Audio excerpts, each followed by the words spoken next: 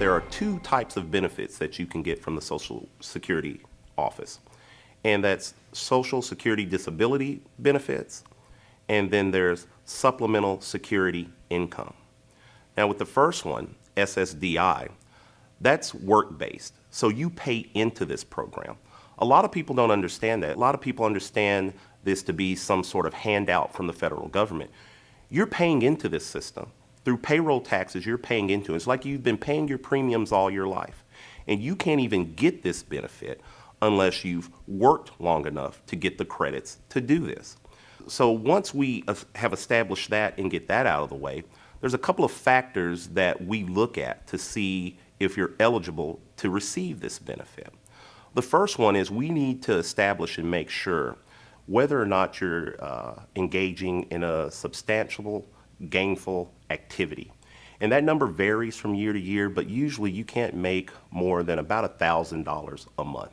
That's one factor that the SSA looks at.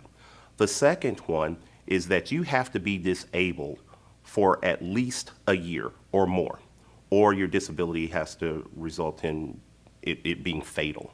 That's another thing that they look at.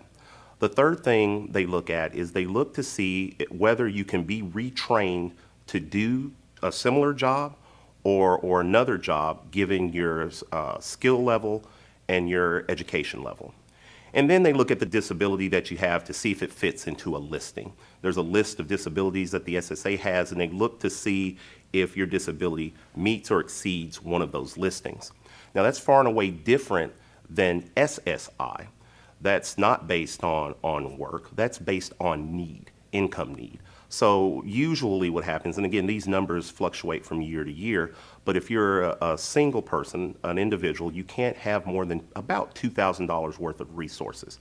If you're a couple, you can't have more than $3,000 with a disability, and you have to be disabled for at least a year to do that. Now, this is all stuff that people can do on their own. You can apply for your own Social Security disability benefits, your own SSI benefits, but this is the hitch and the get along here.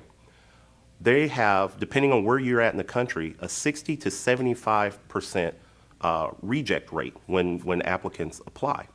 And it's a lot of paperwork, and the laws can be pretty technical. Arguing whether your disability fits and meets a certain listing can be pretty technical. And so that's why it's recommended a lot of times that you get an attorney involved in doing these things. With a rejection rate that high, that's when usually people come and seek us out. It's better to get us involved in the beginning because we know what you've submitted and we can make a lot of those arguments for you correctly the first time. But if you've made that argument, you've been rejected, don't get discouraged. You know, you can come to us and we can walk you through that process. And usually what has to happen is we set a hearing where we are arguing to an administrative law judge why you should get the benefits that we feel you deserve. I'm happy to say at the time of filming this video here in January 2015 that we have a 100% success rate in our hearings. Our attorneys are very good with making these arguments to the administrative law judges. We consult with doctors and experts beforehand, before going into these hearings, and when we do a pretty good job at representing clients and getting them the benefits they deserve. There's no money up front when they pay to do this. Fees are set by statute.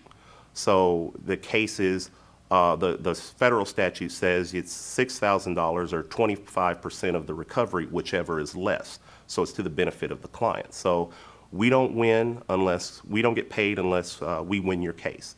And what we get is set by statute. So it doesn't hurt to come in and speak with an attorney.